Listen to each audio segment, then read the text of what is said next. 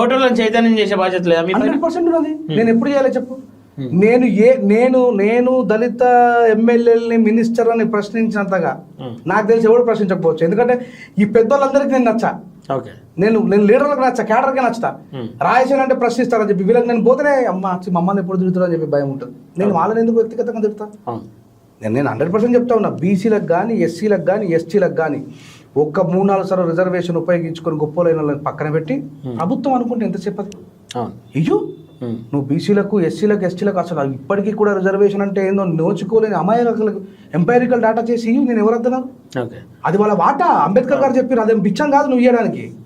వాళ్ళ బడ్జెట్ వాళ్ళకి కేటాయించావు, కేంద్రంలో కావచ్చు, రాష్ట్రంలో బీసీ బడ్జెట్ కేటాయించినావు. ఏడ ఉన్నాయి? మహాత్మా జ్యోతిబాపుల పేరు మీద 4 హాస్టల్ ఓపెన్ చేసి ఈ హాస్టల్లో స్త్రీలకు, చెల్లెలకు కట్టుకోవడానికి బాత్రూమ్ దుస్థితిలో దిగదార్చిండు. ఎటుపోతున్నాయి మరి పైసలను? ఎటుపోతుంది? నిధులు ఎటుపోతున్నాయి? బీసీపీలు ఎటుపోయింది? SC sub plan ఎటుపోయింది? ఇది ప్రజల్ని చైతన్యం చేయాలా? ఈ నాయకులంతా కూడా దొంగలు లంగలు జమై ప్రజలు మోసగిస్తున్నారు. ఇది ప్రజలు గుర్తించాలి.